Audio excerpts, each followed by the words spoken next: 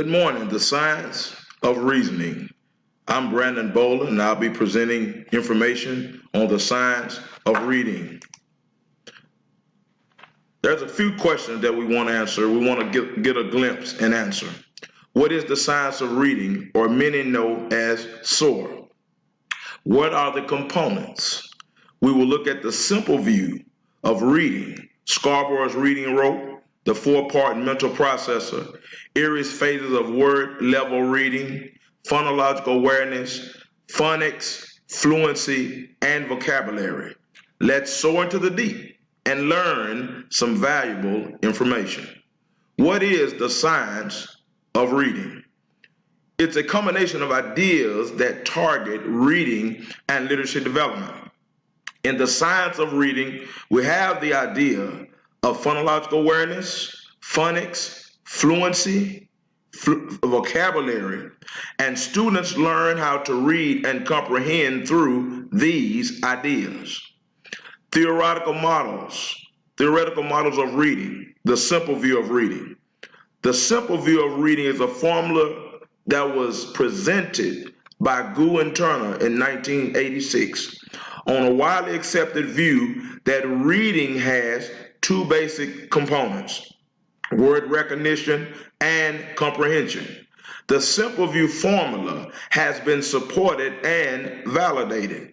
The formula and supporting studies show that students' reading comprehension score can be predicted if decoding skills and language comprehension abilities are known.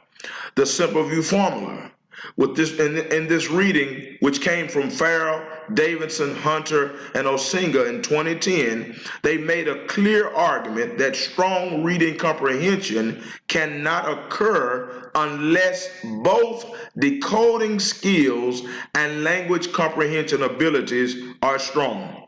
We must teach students to decode as early as possible. Intervention for struggling readers is effective only when it addresses the student's specific weaknesses, which may be decoding, language comprehension, or basically both. Decoding and language comprehension skills are separable for assessment and teaching.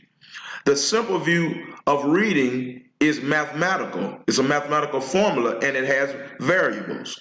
The simple view of reading is supported by scientific research. Next, we want to look at Scarborough's reading rope. Hollis Scarborough, the creator of the reading rope, skilled reading resembles the strands of a rope. The reading rope consists of lower and upper strands. The word recognition strands, phonological awareness, decoding, and sight recognition of familiar words work together as the reader becomes accurate, fluent, and increasingly automatic with repetition and practice.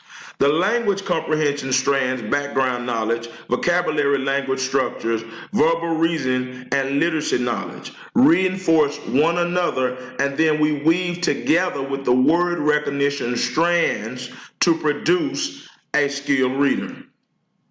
We want to look at the four-part mental processor of the science of reading. We have four parts to the mental processes. First, we have phonological process of the brain, which enables us to perceive, remember, interpret, and produce the speech system in our own language and learn the sounds of other languages. We have the orographic processor. It is the processing system in which it receives visual input from printed words. It perceives and recognizes letters, punctuation marks, spaces, and letter patterns in words. The meaning processor, which is called the systematic processor, because it interprets the meaning of the word in and out of context. Then we have the context processor. Its primary job is to interact with and provide support for the meaning processor. The context may also help us find or figure out words with intended meanings, such as pass, and pass. We know that they sound the same, but they are two different words and have two different meanings. We want to look at Erie's model of phases of learning to read. This idea was based on Lenny Erie in the development of reading. She came up with 4 phases. And the four phases, we have the pre-alphabetic phase. And in this phase, this occurs to no knowledge of any prior alphabetic knowledge. In the words, identification does not involve making any letter to sound connections. It is only made by visual cues. Then, too, we have the partial alphabetic phase. Readers use a combination of reading some letters in the words and using these to attempt pronunciation, and the first and final letters are usually the most important within the phase. Then in the third phase, we have the full alphabetic phase. What we find here is the reader is not able to form alphabetic connections, or they're able to perform alphabetic connections, but not just the alphabetic ones. So they're starting to form alphabets. Next, we finally have the consolidated alphabetic phase. With continuing practice and reading at this final phase, reoccurring letter patterns become consolidated and unionized, and this phase also may reduce memory load. Phonological awareness. What is phonological awareness?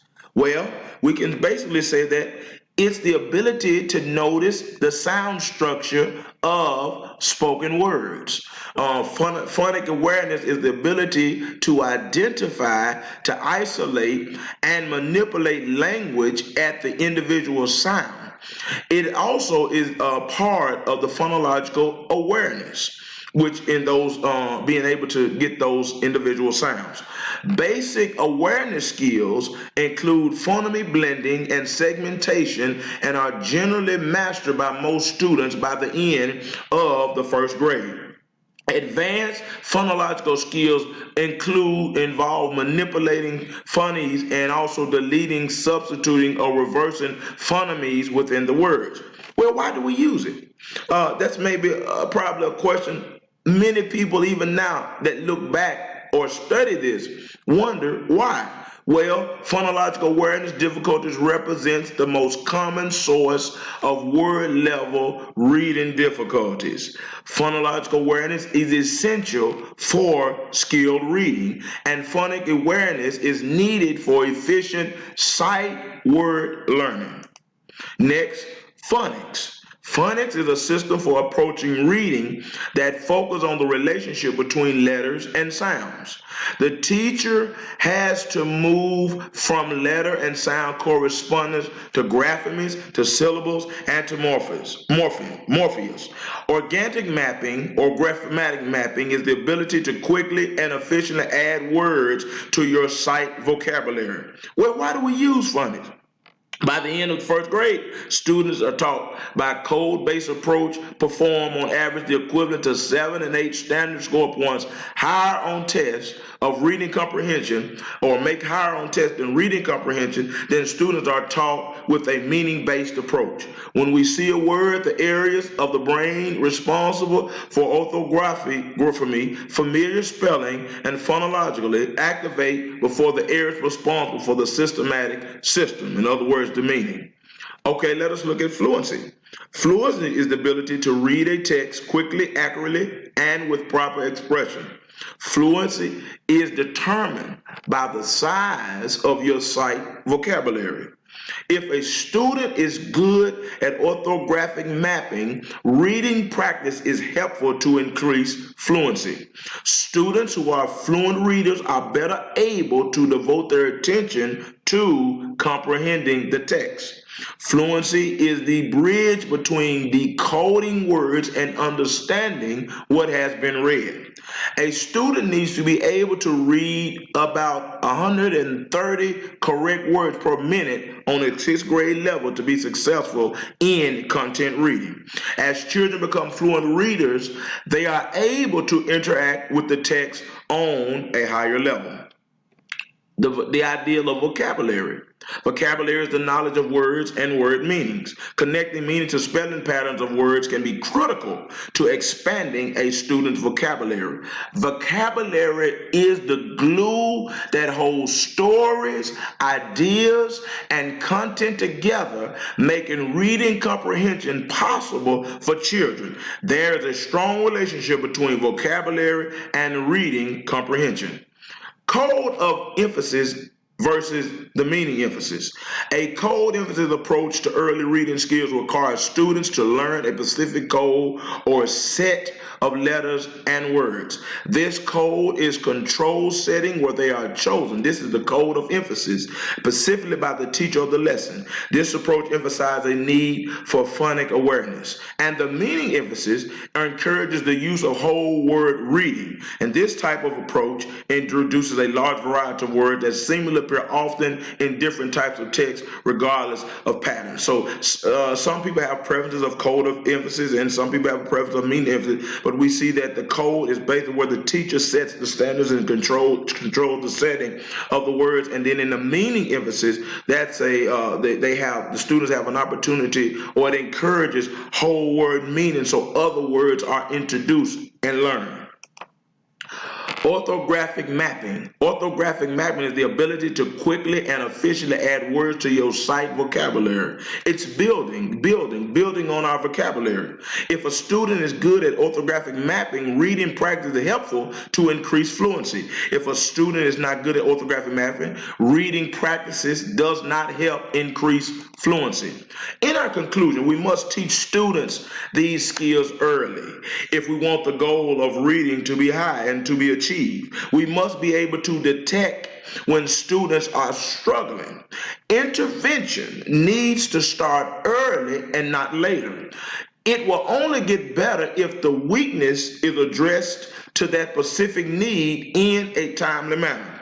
The coding and language comprehension skills are separate for both assessment and teaching, but although both is required for actively getting reading comprehension, we must actively engage students in phonological awareness, phonics, fluency, and vocabulary.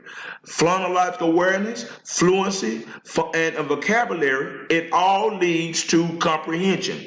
For maximum academic gains, students need systematic, explicit, engaging, and success-oriented instruction.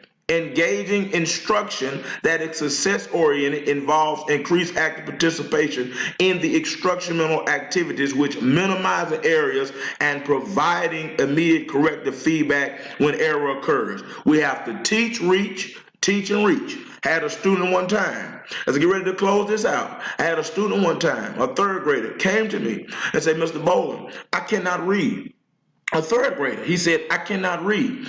And I got to thinking about, and he moved on to another school district. But I got to thinking about, we cannot continue to pass as educators. We cannot continue to pass students continually along the way if they're not reading. We have to address this, because when they start moving along in high school, English, reading, writing, math, and not just for high school, middle school, they won't understand because they have not gathered the concept of the awareness, of the fluency, of the phonics, of the vocabulary, and they have not been able to comprehend it. So we as educators must find and detect students early on that are not progressing or not grasping that information. And once we get that, we'll be able to help that student be successful and reach the goals that they need to make.